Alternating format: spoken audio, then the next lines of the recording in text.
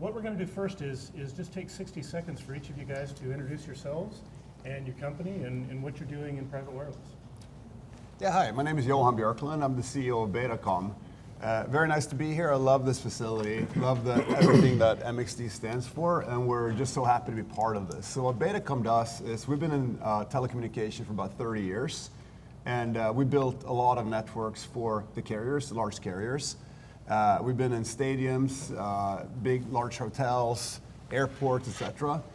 And just like Joe said, we saw this great opportunity in private wireless and really enabling enterprises to bring manufacturing back to America again a couple of years ago. And last year we made the announcement, and we really went into this all steam ahead basically. And we are now building, designing, and operating, staying behind managing these private wireless networks for enterprises in the U.S. And we're super excited to be here. We see this great growth. Okay, go ahead.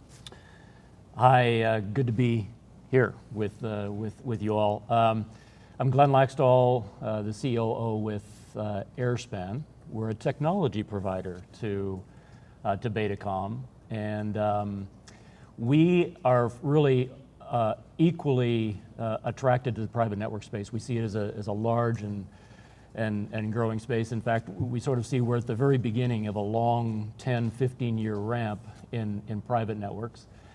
Private networks brings together the combination of technologies, a strong edge computing platform, a strong radio platform, and then the applications that ride on top of that combined platform. So within the technology mix, we provide the radios. We have developed an advanced expertise in small cell 4G and 5G radio platforms. And it's the 4G and 5G radio platforms that you see throughout the manufacturing facility here. And so that's the role that we play. We're partnering with Betacom to really capitalize on this growth opportunity we see in front of us for the next 10 to 15 years. Okay, Bob? I'm Bob Pike. I'm with Intel. I came into Intel 2 years ago in an acquisition. I was the founder of a company called Smart Edge, which is an edge computing platform. But now I'm working in the industrial manufacturing setting, helping with kind of these private networks out in the wild, and how they get manifest in a way that delivers business outcomes. So it's kind of fun. But I enjoyed the MXD tour. If you hadn't done it, it's pretty good. It's very pragmatic. All right, well, good morning. Welcome to MXD. My name is Tony Del Sesto. I'm the technical fellow here at MXD.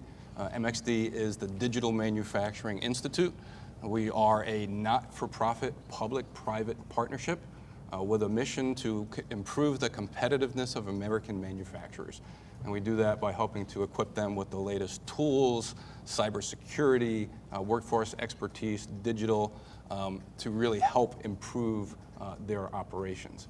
My role here at the Institute is to demystify all this technology and jargon and methodology around Industry 4.0 and digital manufacturing, and to help teach manufacturers the how to implement that in a way which helps them improve and add value to their operations. And pleasure to be with you here this morning.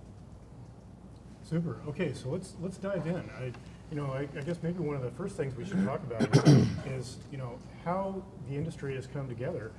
It used to be that we couldn't put together the pieces to make a private LTE network work with automation in a factory, but now the pieces are possible to put together. And Johan, I wonder if you can start by telling us how Betacom made this system happen. Yeah. So it kind of started with the FCC actually opening up the CBRS spectrum, which is 3.5 gigahertz, which is a fantastic spectrum for cellular. It has a really good balance between propagation and capacity. Low band has really good propagation, but the problem is you don't have a lot of capacity there. If you go to millimeter wave, you have a lot of capacity, but you don't have a lot of propagation. So 3.5 gigahertz is actually what's been known internationally as the 5G spectrum. So everywhere in the world, many years ago, that was assigned to be the 5G spectrum. But not in the US. It took us a while to get there, but now we're there as well, which is good. So when that became a reality and we could get access to the spectrum, and we could give enterprises access to the spectrum, we just wanted to jump on that and be the conduit to making this happening. Because we realized that for enterprises to really take advantage of this, they needed to go out and they needed to be telecom experts all of a sudden. And our industry has been, I think Glenn would agree with me on this, we've been working together for many years, and the industry has been quite fragmented, serving the large carriers for a long time. And what that means then is that there's a lot of companies providing bits and pieces of an overall solution for the large carriers. So an enterprise, even though they may be very large, it's very hard for them to gain this expertise over a short period of time so that they can deploy and own their own network, and then let alone manage their own network.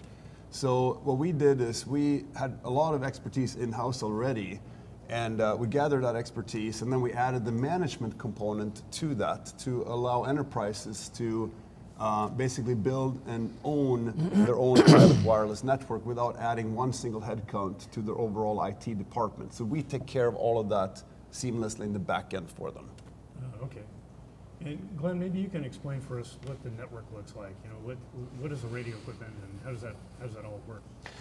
Well, the radio equipment actually looks a lot like a Wi-Fi access point. I don't think we have any in the room here, but it's small, like yay, and it attaches right up there. It attaches either to the ceiling or to the wall, depending on the propagation pattern that you want. So it's sort of the idea is just like a Wi-Fi access point. It disappears into the wall furniture. And then maybe just in addition to that, there's edge compute capability as well as a mobile packet core to be able to govern the traffic, assign the IP addresses, govern the traffic that's going on inside the building, and allow a private network to be a private network. And then in addition, what Johan talked about is Betacom comes along and provides the management platform, the NOC, if you will, that those two network elements are communicating to, and then that NOC provides the full degree of visualization into the network and the network traffic and so on that's going on, so you can guarantee a certain level of service for the private network that you're working within. I said Wi-Fi and 4G and 5G. Why do you need 4G and 5G in addition to Wi-Fi? These are not competing technologies. These are complementary technologies in every way. But Wi-Fi is not inherently a mobile technology, and is not inherently a secure technology that you can rely on very high grades of service level agreements. Along comes 4G and 5G, and the reason why 4G and 5G are necessary complements to Wi-Fi is that 4G offers and 5G offers mobility, true mobility. It offers security. It's secure by design. It offers a guaranteed service level agreement because you have guaranteed spectrum that you're operating within. It offers precise geolocation and geo-tracking of the devices as they move through the factory.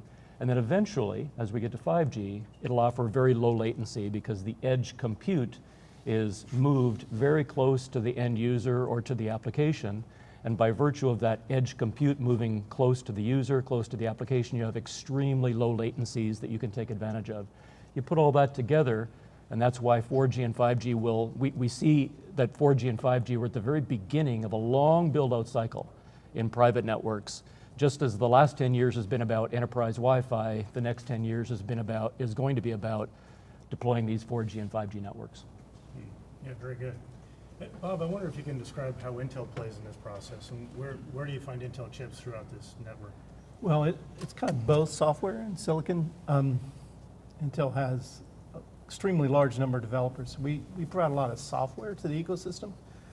Some of it is kind of provided to different players to use to enhance their platform. But just like in the cloud, where virtualization kind of changed the dynamic of a data center, you know what I mean, drove the cost down, changed how it worked. Really underpinning what's happening at the edge is the virtualization of the edge and costs coming down. When it was appliances in a rack, now that you can put it in a single server, ultimately cost matters, right? So what we're seeing is this how you can do zero trust security, how you can implement virtualization at edge what used to take you 2 racks, you can do in a 3U or 4U box. And quite frankly, that matters because it kind of pulls the cost out of it. And then I think with the likes of Betacom and others trying to make this easy, because think about what happened in the cloud, they made it easy. The easier we make this, it's really cost and easy. So that's kind of, I think I see what's happening now. Oh, super.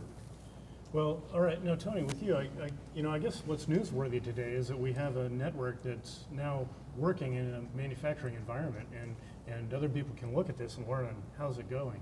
I wonder if you can describe from your point of view, how did the network come together? Was it easy for you guys to implement? What did you have to do on top of the radio network to make it all work? Yeah, certainly. Our mission is to help manufacturers, and a lot of people don't realize 98% of manufacturers in the United States are small and medium businesses, and a lot of them are thinking, I can't do 5G, right? That's only for the larger companies. But one of the things I can say about the partnership with Betacom is Betacom has made it easy. Right? They're managing the install from start to finish. They're managing the configuration. They're managing the commissioning, the testing, the verification, the subcontractors. So I think one of the important advancements, right, as Bob was saying, is that it doesn't have to be difficult. Companies like Betacom can make this easy for you. It was really just a matter of interfacing with our cybersecurity and IT teams, making sure we had the network configurations both from a WAN and LAN perspective to give them remote access, but at the same time, we control the access internally. So it's really the best of both worlds. We had the ease of installation and the expertise of Betacom, but we still manage access and security within our own system. So I think that was the easy part. If I had to pick one challenge, it was what system do we install? And I think that's where a lot of manufacturers are challenged, because if you think about 5G, right? Low band, mid band, high band, standalone, non-standalone, et cetera, you have all these different flavors, if you will, of 5G. And we landed with a private mid-band system for a couple of reasons. One, it's complementary to the high band system we have in-house. And two, we think it will have a very significant impact because of this ease of installation across the manufacturing community. Super. Okay, so then that leads me to the next thought, which is, how ready are the technologies that underlie this for wider adoption? Is the technology mature enough to go out to those small mom and pop manufacturing companies and really be deployed widely? And maybe, Bob, it's best to start with you, because you're a technology provider. What's the level of maturity and readiness to scale up here? Well, I would say that, because what I referenced earlier, there now is kind of some of the technology that was used with the carrier is scaled down, to where I'm going to use where you needed 8 cores or 120 cores to run something, you run it on 2, right? So you can run a mobile core in a very small form factor. So the economics of it are getting there. I would say when it comes to multi-access, inclusive of Wi-Fi and 4G, I think we're there. I think 5G is going to need a little bit of time to catch up because of the endpoint cost, but that's kind of the way it works. But no, I think we're there. A lot of it has to do with how well everyone figures out the brownfield friendliness, because you got to put it in an existing environment. And I think I'm seeing the maturity of everyone recognizing that, getting past the security. There are certain people who can say yes, but then there's certain people who can say no. So when you go, and you got to get through the people who can say no. So ops, security organizations. So I'm seeing folks beginning to figure that out. So as the flywheel is beginning to spin, it's still a little slow, but you can see it picking up speed because there's a lot of folks pulling on it. Okay. Glenn, what are your thoughts about maturity? It's a great question. So I think that maybe let me take it in a couple of different chunks. One, the first part of the readiness of any private networks, Johan referred to it earlier on, is getting access to spectrum. And I think in the US, the FCC has done a nice job in freeing up this perfect swath of mid-band spectrum right in and around the 3.5 gigahertz spectrum band. It's absolutely perfect for private networks. It's also perfect because the rest of the world has also made available this large swath of 3.5 gigahertz spectrum, which is largely going to be used for private 4G and private 5G networks globally. And that will bring eventually a very large ecosystem. So I would say the second thing I'll say is just if you go back in terms of technology history, every 20 years we go through a pretty significant shift in technology. In the 1960 to 1980 time frame, the computing was very centralized on mainframe computers. Then along came the PC in 1980, and for the next 20 years, the computing was very decentralized using a client-server architecture. You compute in the lowest cost compute engine, which was the PC. Then in the year 2000, along came the cloud. And all of a sudden, there was a new way of doing computing. Why compute on the PC when you can pull that back into a centralized cloud? And Amazon and Microsoft and Oracle and others sort of tore into this massive aggregated cloud-based computing model. And now we're entering a new phase, starting in the 2020 timeframe of edge compute. And now this computing is moving all the way back to the edge. Why? Because of the proliferation of sensors that you see in factories just like this. Sensors everywhere, multiple sensors inside of cars, inside of factories, inside of drones. And you need a new network computing model to be able to take advantage of that and to provide a service to that. So edge, the compute moves from the cloud back to the edge. That's why many large technology companies are very interested in this space. And private networks becomes the tip of the spear for that new way of computing, that new genre of computing for the next 20 years. So now back to the network and readiness, the technology readiness. We're ready from a network perspective in 4G, and the ecosystem is more or less there in 4G, but the application development on top of that is not there in the same way that application development wasn't there for the cloud in the year 2000. It took the next 10 years for the applications to develop on top of that. And companies like Equinix, as an example, emerge into this space with a specialization around building out data centers. There's going to be new specializations that emerge in private networks. Betacom is at the leading edge of that will emerge into the space to build out private networks. And so on the network side, the networks are ready for 4G. The networks are in the process of being developed for 5G. The ecosystem is more or less ready, device ecosystem, I mean, in 4G. In development for 5G. The applications is going to be what the next 10 years is all about, developing those applications that pull the technical capability out of these 4G and 5G networks, and we're at the very beginning of that. Okay. Johan, would you agree with that and the applications there? I absolutely think so. I think Bob and Glenn framed it really well, and that's exactly what we're seeing working with our customers as well, right? We see that there's a real interest here in moving into this space and using private wireless. We see that 4G is ready. The technology is there. To Glenn's point about application development, this is new for a lot of these companies, right? So that's what we love being at MXD. This is really a great playground, a hub for innovation, right? Where in a non-production environment, innovation teams can come together and innovate and really, further develop this application system, the whole ecosystem around that. It's kind of interesting if you go back a little bit. You think about 4G and how quickly 4G was proliferated in this country. Why? Well, it was because of the iPhone. iPhone came in 2007 and basically killed the 3G networks overnight. It was only one network because AT&T had monopoly for that for 2 years here. Right. But everybody needed a 4G network because of that. Metro PCS was actually the first carrier in the world that rolled out 4G. Braxton Carter is sitting here, was with Metro PCS as CFO at that point in time. But there was such a need because the smartphones were already there, so the demand was there.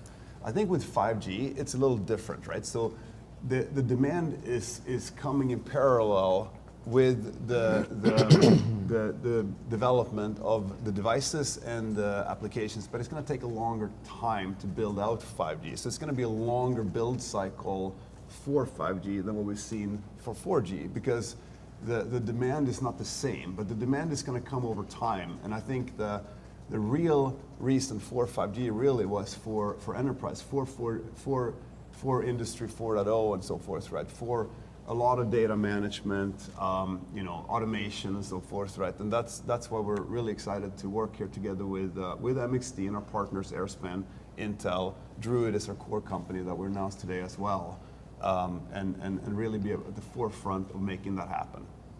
Yeah. Glenn, I like your model of every 20 years the pendulum swings, and I think the model of the cloud computing business being developed is a good one to follow now, because the early days of cloud computing, we had some large banks and a few large companies working with Amazon and developing those applications sort of on their own. And those became a platform that eventually became something that every small company in the country could latch onto. And I see that happening again in the edge computing world. Absolutely. In fact, Tony, maybe you can comment on this. How do you see that development of applications and devices coming around? Is that something your organization can play a role in? Oh, absolutely. I mean, it's one of the reasons why we're very excited to have this system here in such an innovative space, because we can go ahead and test a lot of these new applications and devices. I think if you look at this through a manufacturer's lens, the systems are advancing rapidly, and I'm really excited about things like multi-access, edge, because of the low latencies, and it opens up a lot of use cases that manufacturers maybe didn't feel comfortable in the past with other wireless technologies. So yeah, I agree. I think the systems are advancing rapidly. Applications will come. Just looking, again, from a manufacturer's context, the one area in the ecosystem I do think is a bit lagging is more on the client-side devices, especially client-side devices for industrial use, right? If you think about things maybe like industrial tablets, bespoke sensors with 5G built in. So I do think that the client-side equipment has a little bit of catching up to do. But again, as systems roll out, and so I will say I think the systems are a little farther ahead of the client-side ecosystem, but as systems roll out, the equipment will come. And there are things you can do that, as a matter of fact, we'll be experimenting with here at MXD, for instance, is using gateways, where we can take some of our wired equipment and easily convert them to wireless on 5G simply by using some industrial gateways. So we are excited, and we will be working closely with Betacom and the rest of our ecosystem to see what options we can develop for manufacturers here in the near future. Okay, well that's pretty cool. Well, let's move on to the next question, which is really about, okay, how does this help a company? Let's say, I have a Madden manufacturing company and I want to implement a private network. What business benefits do I get from that? Have you done any work to look at this, Johan? How does it really benefit the We do. Can I pass that question on to Tony? I think Tony has so many good use cases for the manufacturing, and I would, yeah, absolutely. But I just love for that question to be asked to Tony, if you don't mind. Yeah, happy to. We could talk all day about this, and for those of you joining me on the tour, be warned. But no, certainly I think if you look at a private system and you look at it from a business perspective, and yeah, we could talk a lot of use cases, but I guess three things that I'll kind of focus in on, which I am very excited about. One is flexibility, right? If you think about a private system and you think about flexibility, factories are dynamic. And as we get more into the digital age, they become more and more dynamic.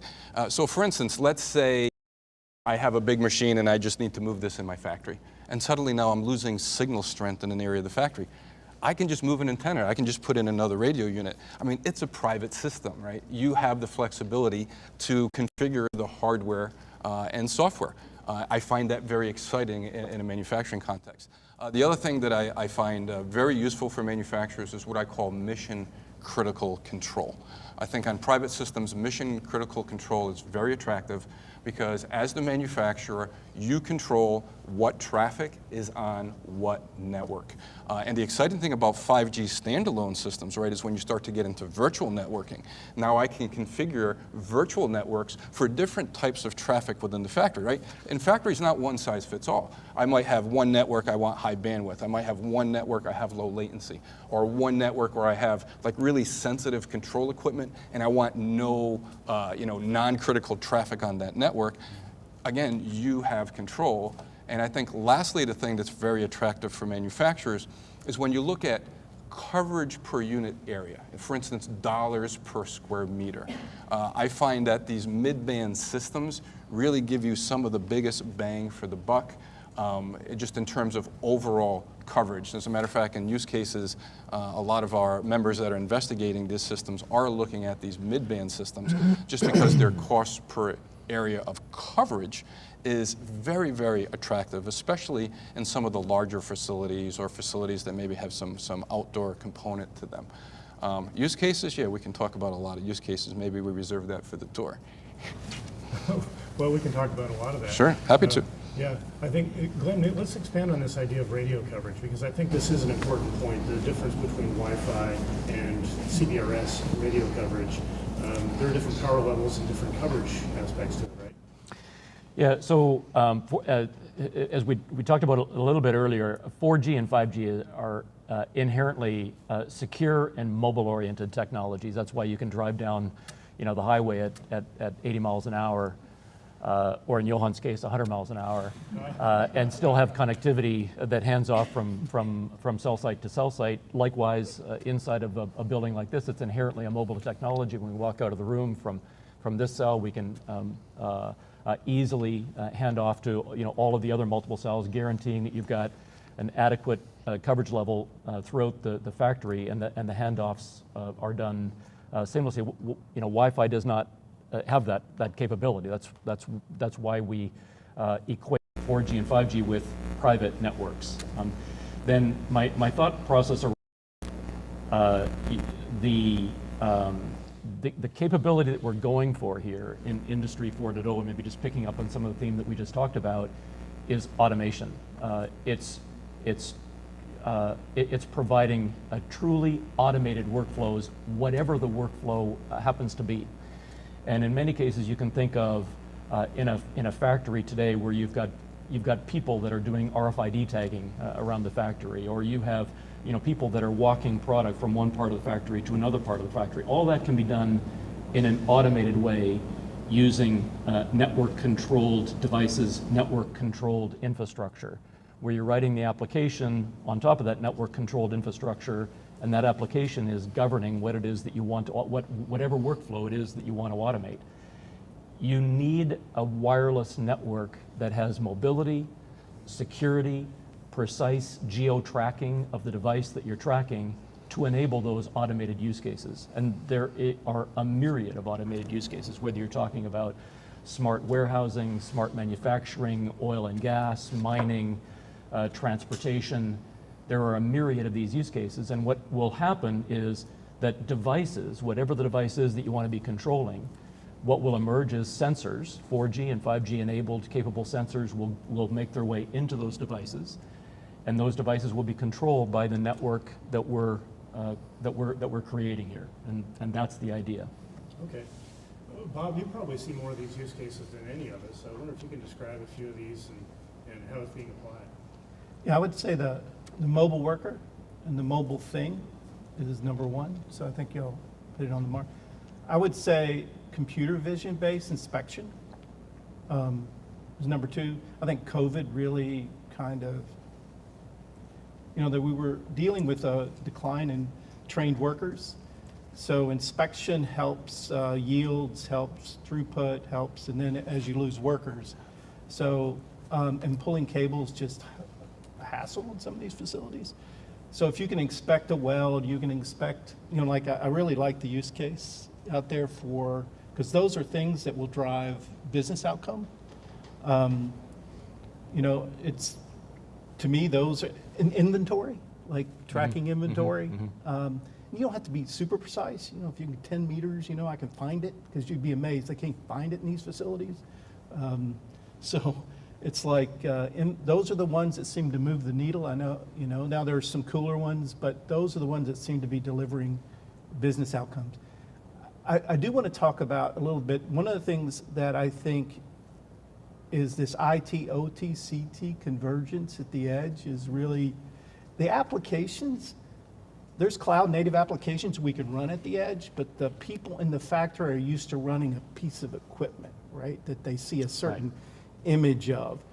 It isn't that we couldn't layer in a cloud native app, slap it on a edge computing, but it isn't necessarily the app, it's the folks who are managing it that are going, so we have to make it look and feel like they're used to.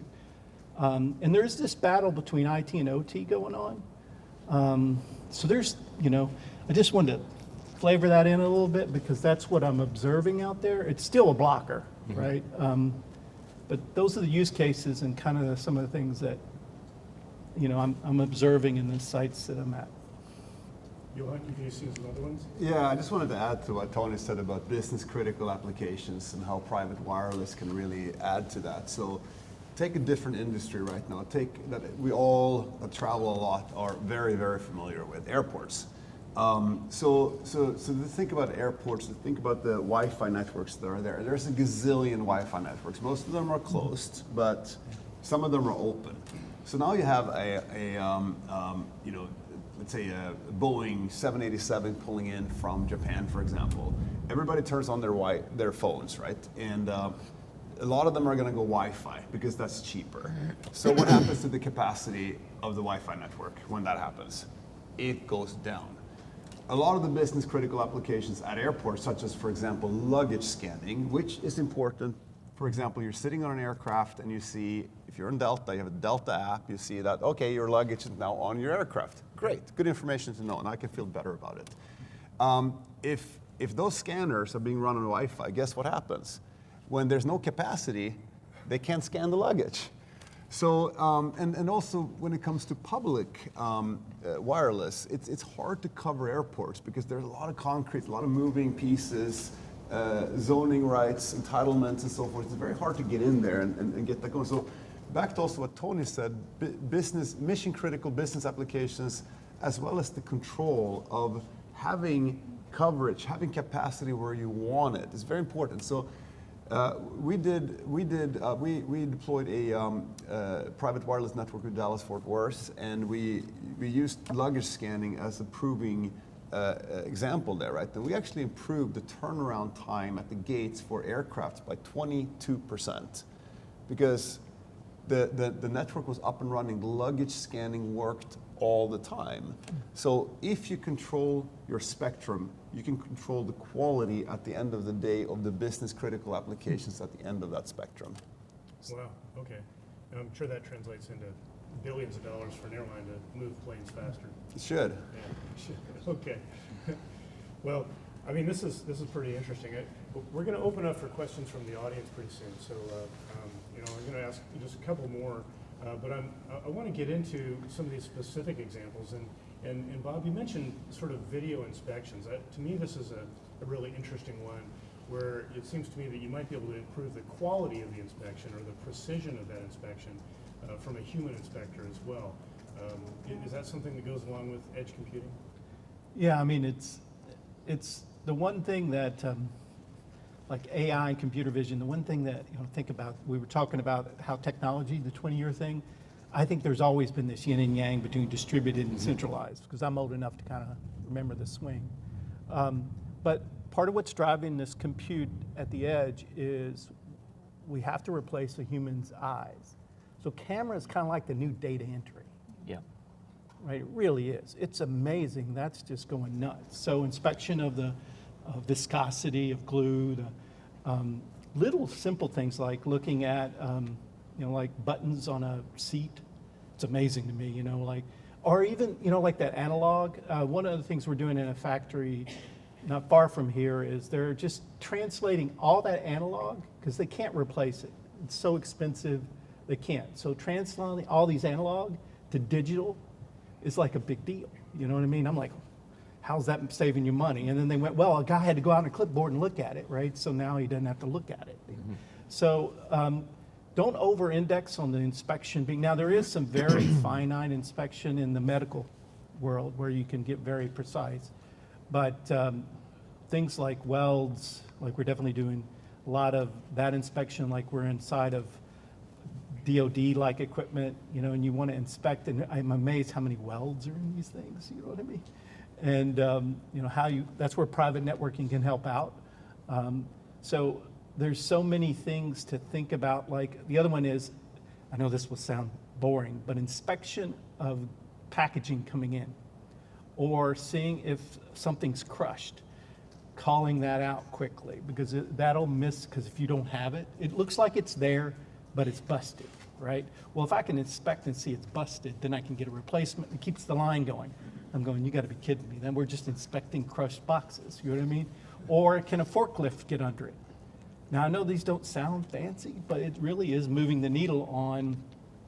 So those are the kinds of things we're using for cameras.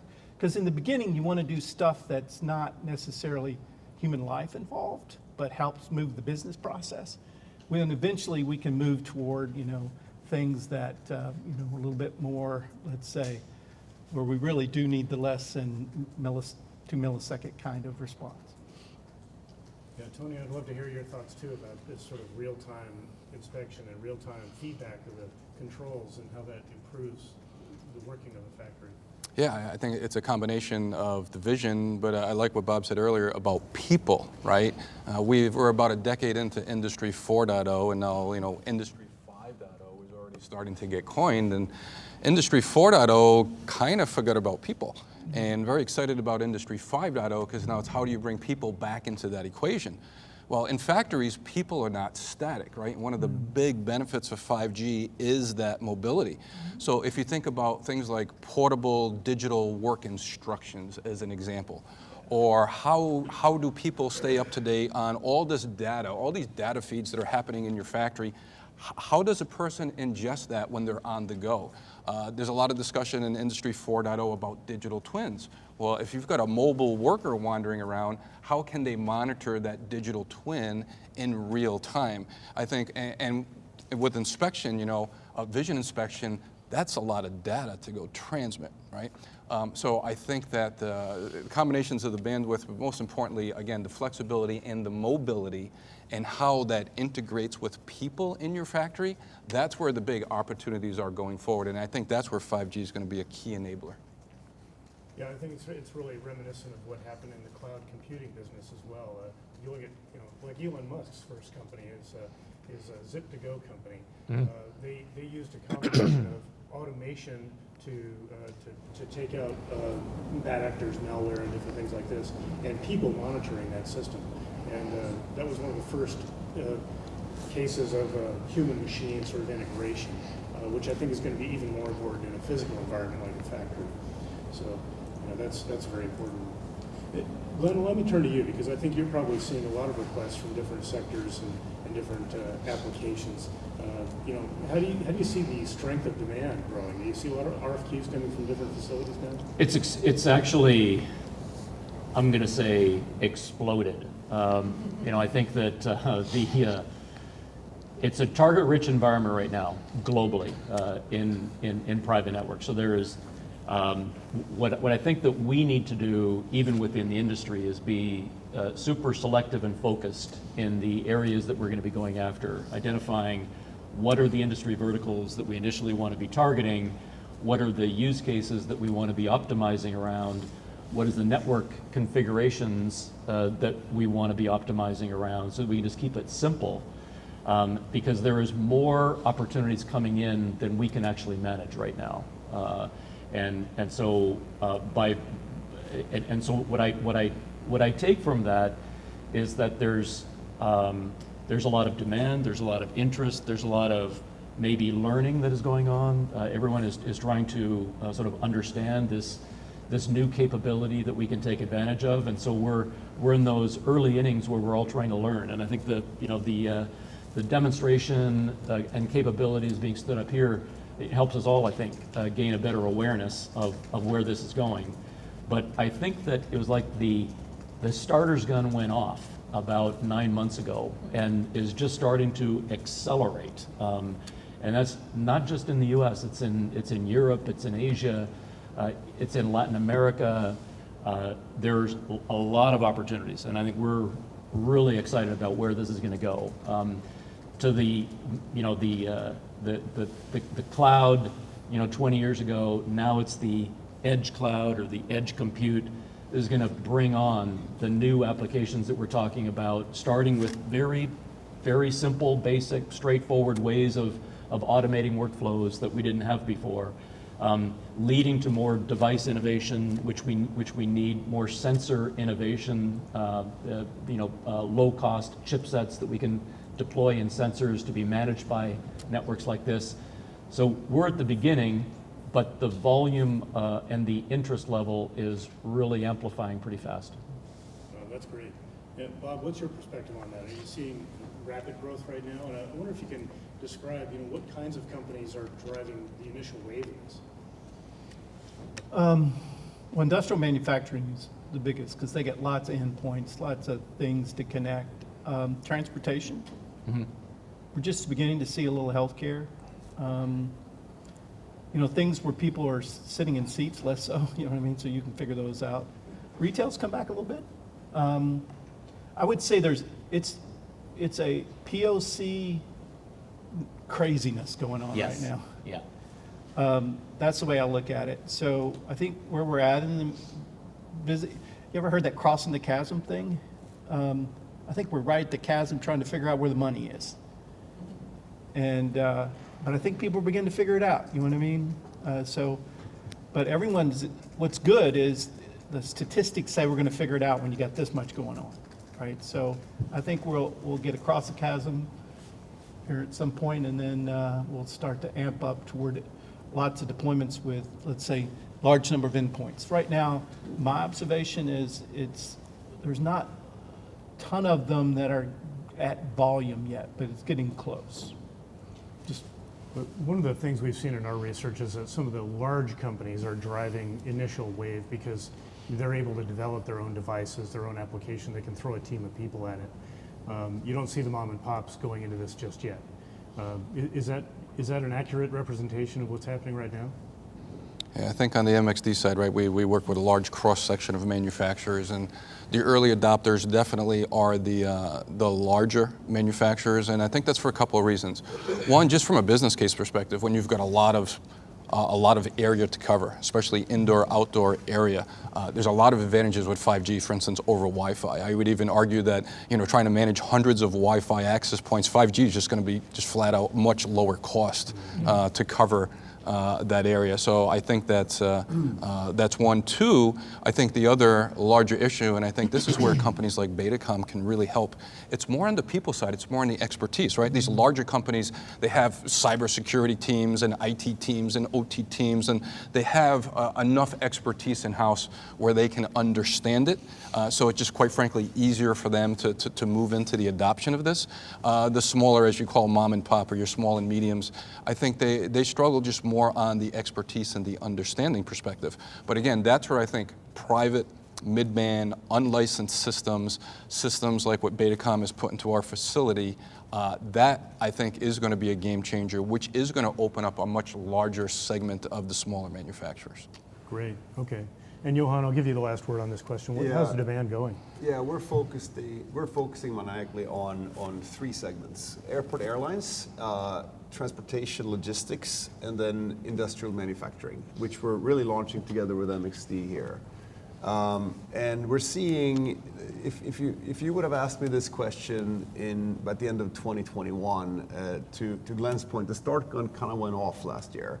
And what I didn't know at that point in time was this going to be a 2022 business or a 2023 business? 2022, people were learning, a lot of POCs and so forth, right? And ask me the same question today, it's definitely a 2022 business. It's exploding. It's more than just POCs. We still see a lot of POCs, a lot of industries are learning. So, and the three large industries that we're in, they're moving at different pace. With, I would say, logistics probably leading the way, followed by manufacturing, and then followed by airports. Airports take a little bit longer because of the complicated ownership structure, safety around airport airline traffic and so forth. You can just imagine that, right? But it's definitely a 2022 business, and it's exploding. Oh, very good. Okay, so I think we have some time for questions from the audience. Just go ahead and raise your hand if you have something. Or we may have some online as well. Yeah. Well, we have one, at least we have one in front here. So I heard you all talk about the speed and the cost cases for doing a private network. Can you talk about energy consumption and energy efficiency as manufacturers are under more pressure to watch their energy use? Okay, the question is about energy efficiency and deploying a private network. It's a great question, and I would say that the energy consumption is when you think, well, let me just step back and talk about it philosophically. First of all, energy consumption is really a a network-wide phenomena where all of the focus within a data center today is on the energy efficiency of the compute devices that you're putting in those data centers. And then it's all about power management. Everything in a data center is about power management. Likewise, when you move that compute out to the edge of the network, everything as you distribute that computing out to the edge of the network needs to be about power management. We're also on the radio side moving from, in a very similar way, from large macro cells that have been providing the mobile network connectivity for us for the last 30 years, 2G to 3G to 4G, large macro cells, evolving to a much more distributed edge-based radio infrastructure where the radios are very low power. And relative to Wi-Fi, equivalent to lower power than Wi-Fi, because we take about one radio cell for LTE or 5G for every 4 radio cells for Wi-Fi. And we can continue as we evolve the efficiency of those radios. We're at the very beginning of continuing to evolve the efficiency of those radios to get the power down by half as we move forward. So energy consumption is a big deal. And as we distribute the energy consumption from the centralized clouds to these decentralized edge compute nodes, that's a big factor and a forcing function in moving the compute out to the edge in the first place, as we see this proliferation of devices and use cases and so on.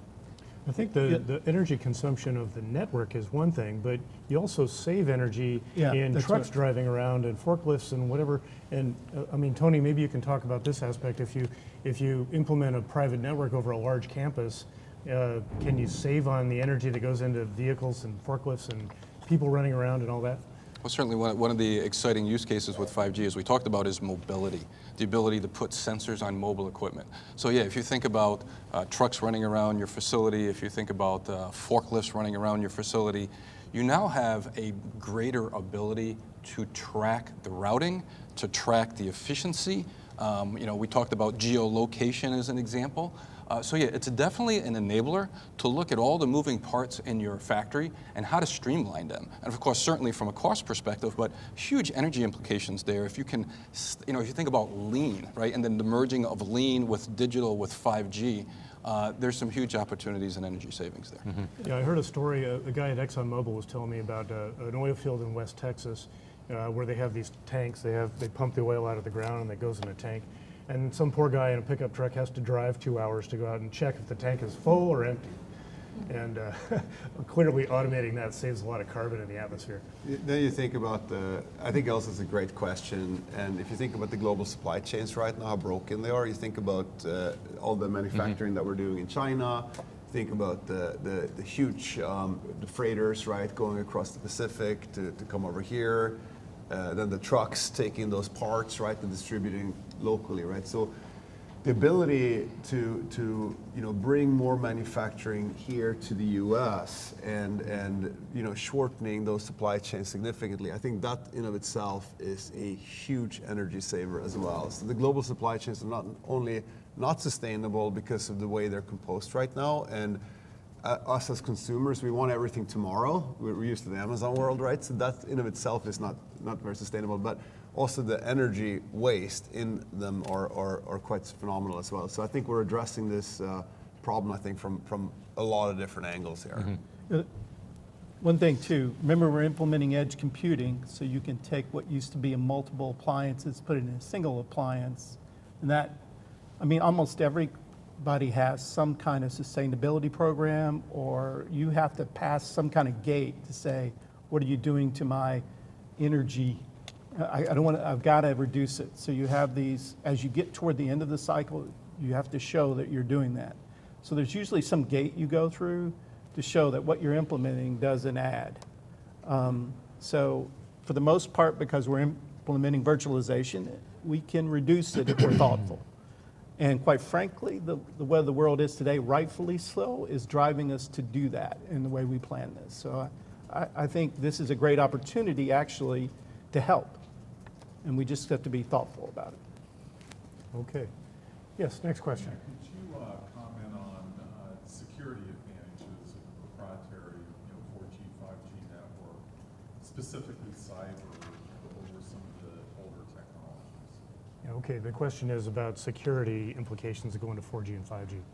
Yeah, I can get a start on that one. Okay. So, first of all, as we're starting to introduce more IoT devices, right? So we start connecting more and more devices. What 4G and 5G has inherent in security protocol is the authentication of those technologies of devices. So those devices have security technologies that have been in the really as inherent in the technologies as mobility is, like Glenn talked a lot about. So Wi-Fi, for example, doesn't have that. So that allows, because that's a growing threat. Right now, most of the threat is coming, let's say, from the core, but moving forward, as we're adding first millions and then billions of these type of devices, right? We're going to see more and more security threats at the edge as more and more devices are coming on, as we're bringing compute, as we're making logical decisions at the edge.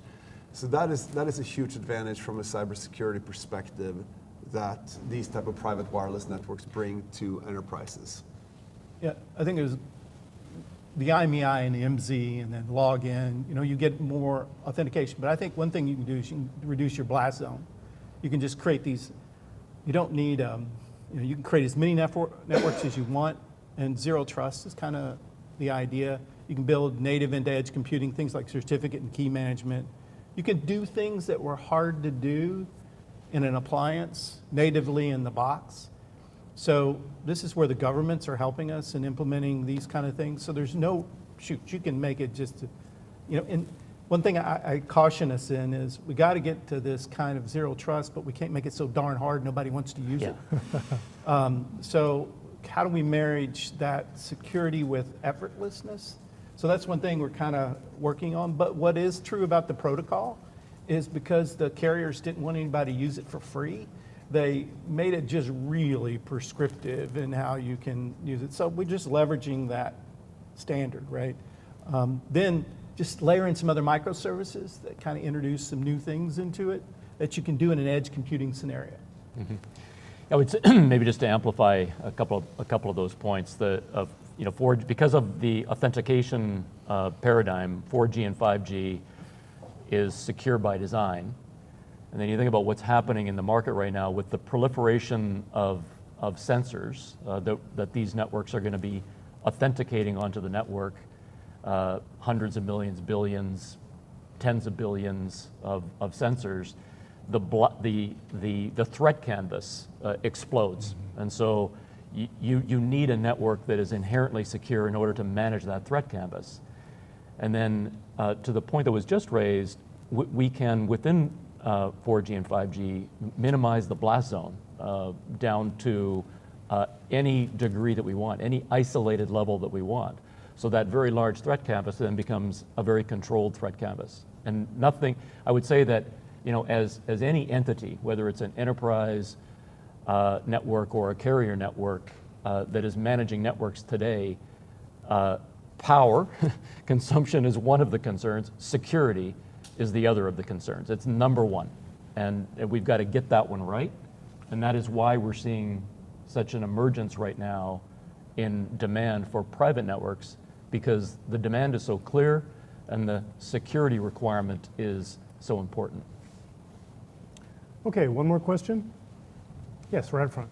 So I just wanted to make sure I understood the connectivity picture as it stands today. Is it 4G with a schedule or a roadmap to 5G? And in terms of any other connectivity, is it replacing all connectivity at this site, or is there going to continue to be some Wi-Fi, some hardwired connectivity, anything else? Sure, I can comment on kind of what we're doing here. So, yeah, I don't think, and I think it was mentioned earlier, that these technologies are mutually exclusive. As a matter of fact, I think a lot of these technologies, when you look at things like Wi-Fi, 4G, 5G, and even within 5G, you look at mid-band versus high-band as an example, a lot of these technologies are complementary.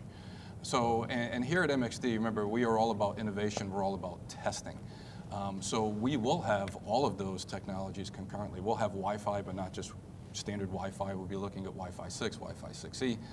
We have 5G mid-band, 5G high-band, and so we will be looking at all of these concurrently. Our plan is to put these through the paces, right? We talked about cybersecurity as an example. MXD, working with the Department of Defense, we are the National Center for Cybersecurity and Manufacturing, and we will be doing a lot of cybersecurity testing on all of these protocols and on the system, so we're very excited about that. But even in practical application within a manufacturer, I do not see these as mutually exclusive. Like, for instance, we talk about mid-band versus high-band. I do think mid-band is your biggest bang for your buck in terms of coverage, but I can see going forward where there's hybrid applications, where maybe the majority of your facility is covered by private mid-band, but you have small applications, for instance, for high-band, where you need that ultra-high performance in small areas. So definitely not mutually exclusive.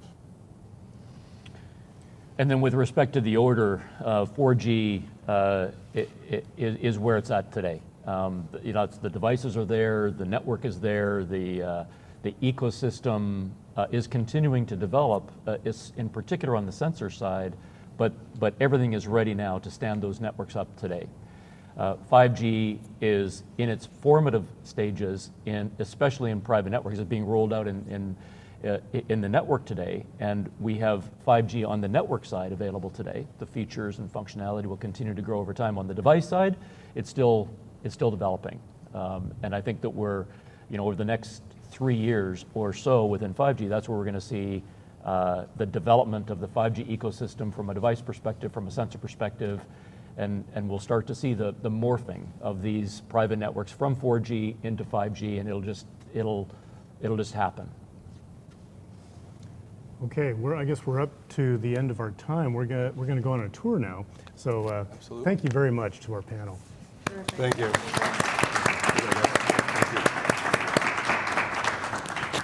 right, so if you can stick with us a half hour longer, Tony Del Sesto is going to take us on a tour of the factory floor where you can see some of these. Thanks.